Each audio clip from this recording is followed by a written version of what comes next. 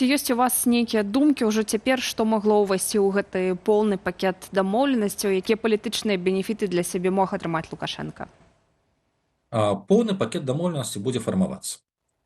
Гаворка будзе ісці пра, у першую чаргу, транзіт тавару, пажваўленне гандлю, магчыма, пра палітычныя кансультацыі, дзе Варшава можа выступіць тэарэтычна пасярэднікам альбо асноўным камунікатарам з боку еўрапейскіх краінаў, камунікатарам з Менску, у пытаннях якраз такі пошуку шляхоў нармалізацыі з суседзямі з захаду. Таму што Вільня на гэтую ролю не падыходзіць, але Вільня мае зараз мець свой уласны трек, які будзе стасавацца транзіту. Польша яна спрабуе такім чынам заадно і стварыць сабе функцыянал знешнепалітычны, такі рэгіянальны, як рэгіянальная дзяржава, якая можа прадстаўляць інтарэсы некалькіх іншых гульцоў. Таму першае гэта будзе эканоміка, але за эканомікай будуць у тым ліку палітычныя якія піруэты альбо палітычныя рэверансы адзін у бок аднаго. Я вельмі спадзяюся, што гэта сярод іншага зрушыць пытанне у тым ліку чыгуначнага пасажырскага злучэння. Гэта было б добра менавіта для грамадзян Беларусі.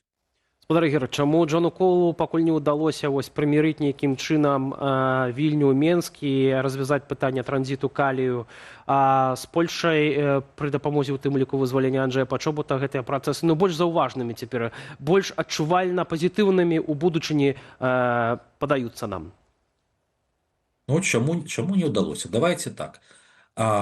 Літоўская рэспубліка нас спрабавала пераняць першынство якраз такі ў пытаннях камунікацыі на вонкі беларускага пытання. Там быў і офіс Святланы Ціхановскай, і найбольш рэзкая пазіцыя і так далей. Давайце будзем глядзець, што адбылося за апошні год. Офіс Святланы Ціхановскай з Вільні дэ-факта папрасілі. Зрабілі гэта настойліва. Яна пераехала ў Варшаву. Гэта ўжо сігнал з боку Вільні. У Вільні палітыкі загаварылі пра магчымасць аднаўлення транзіту і пра магчымасць кантакту з афіцыйным Менскам. Окей. Пытанне... Так, Літоўская рэспубліка спрабавала падняць стаўкі, закрываючы межу па прыкладу Польшы, але яны не ўлічылі аднаго, што Польша апелявала да краіны, якая мае ўплыў на Менска, да Кітаю. Літоўская рэспубліка спрабавала апеляваць да Польшы, што тая ў знак салідарнасці не будзе адкрываць межы. У пэўным сэнсе палітычна наіўнасць. Палякі пратрымаліся 2 тыдні, пасля адкрылі. Реальпалітик. Таму з пункту гледжання падняцця ставак Літоўскай рэспублікі пайшло не ўсё так гладка. Але тым не меней, калі мы гаворым пра увагуле транзіт да парту, тут гаворка не толькі калій, таму што калі мы абмяркоўваем якраз такі польскі транзіт і магчымае выкарыстанне польскіх партоў, там якраз калійных угнаенні наўрад ці будуць у вялікім аб'ёме, таму што пытанне рознай шырыні калеі і пытанне перагрузкі сыпучых грузаў, гэта занадта дорага. Літоўская рэспубліка альбо Латвія гэта больш верагодна. Літоўская рэспубліка зараз гатуецца. Іншая справа, што станам на сёння да сярэдзіны лета дзейнічаюць старыя кантракты на пастаўку пэўных аб'ёмаў у тыя геаграфічныя лакацыі, якія ўжо былі законтрактаваны. Я думаю, што у віленскім накірунку дзесьці ў ліпені-жніўні мы будзем сведкамі вельмі цікавых такіх нечаканых, зважаючы на папярэднюю быццам бы прынцыповую пазіцыю Вільні, навінаў. Я маю на ўвазе ўрэчышчы адкрыцця і транзіту, і, магчыма, пасажырскае злучэнне. Спадар Ігор, дарэчы, калі мы кажам пра ўплыў Расіі на рэжым Лукашэнкі, таксама цяпер у сувязі з гэтымі трэкамі і магчымым пацяпленнем стасункаў, ці Варшава не паспрабуе таксама перахапіць нейкую сваю ініцыятыву, каб, наладзіўшы гэтыя стасункі, адарваць Беларусь ад Расіі, мець нейкі ўплыў у нашым рэгіёне і ўзяць ролю гэтага лідара? Так Варшава і будзе гэта рабіць, таму што, па-першае, калі ты асноўны камунікатар, у любым выпадку ты ўплываеш на працэс размову ад імя Еўрапейскага Саюза, альбо прынамсі краін Усходняй Еўропы з Лукашэнкам, і, адпаведна, ты маеш большыя шансы у гэту размову уплесці свае інтарэсы, таму што амерыканскі трэк, ён працягваецца самастойна. Проста пытанне для рэгіянальных дзяржаваў, што калі амерыканскі тэк працягваецца, то альбо ты назіраеш, і тады ты свае інтарэсы ніякім чынам не абараняеш, альбо ты пачынаеш дзейнічаць самастойна і у тым ліку выставляеш уласныя прэтэнзіі, атрымліваючы вырашэнне ўласных праблемаў. Што Варшава, ў прынцыпе, і дэманструе станам на сёння. Іншая справа. Пытанне адарваць Лукашэнку ад Расіі хутка і так далей, ну давайте будзем рэалістамі. Хутка гэта не атрымаецца. Логіка транзіту, па якім будзе пагаджацца Польша з верагоднасцю 99%, транзіту калій, па якім хутчэй будзе пагаджацца Літоўская Рэспубліка, гэта логіка якраз таки стварэння поля для таго, каб афіцыйны Мінск пабачыў, што можна адпаўзаць ад Расіі.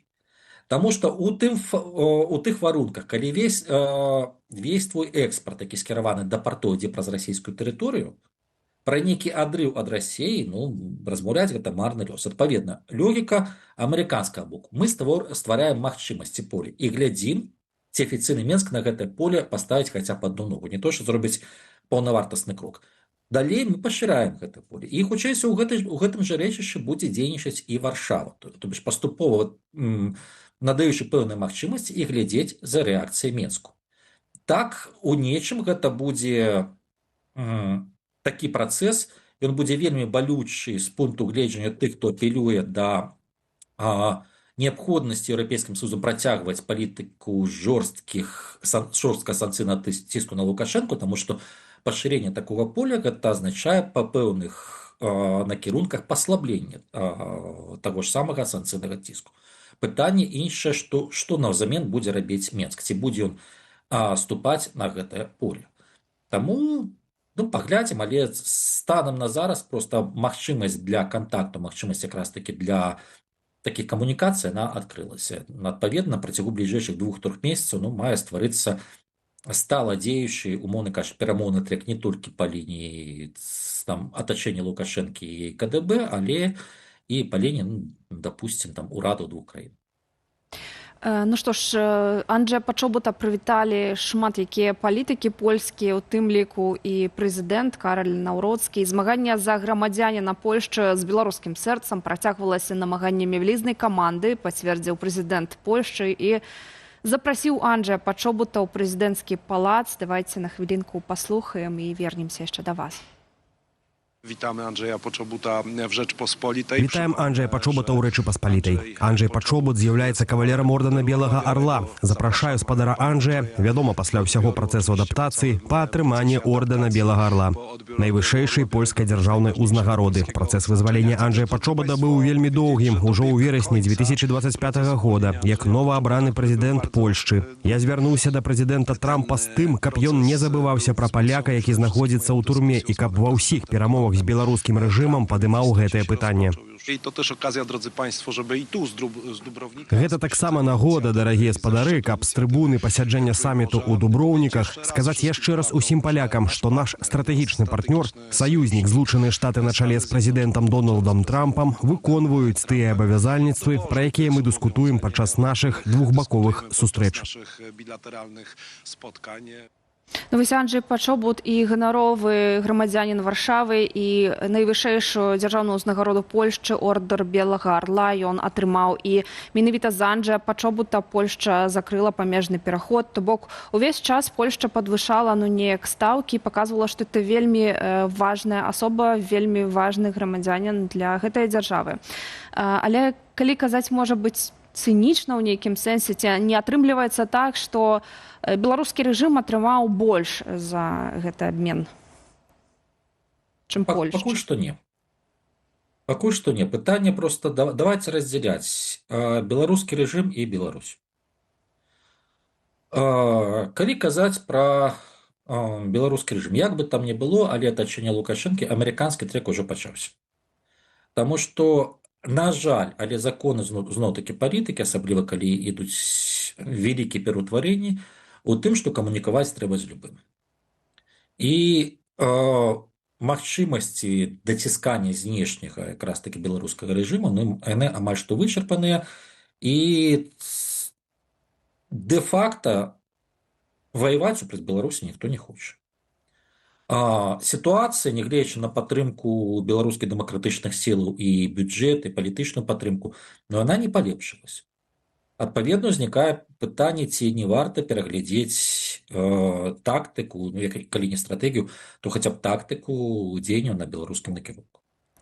І частка такого перагляду рана ці позна можа стаць, у тым ліку, частковай камунікацыі. Гледзячы Злучаных Штатаў Амерыкі, яны проста працягнулі палітыку Трампа першай ягонай кадэнцыі. То бишь у іх не было такого маральнага выбару даціскаць і змяняць, таму што прыйшоў Трамп, які вырашыў, што да 2021 года мы дзейнічалі такім чынам, пасля гэта перарвалася за кадэнцыі Байдена, мы працягваем.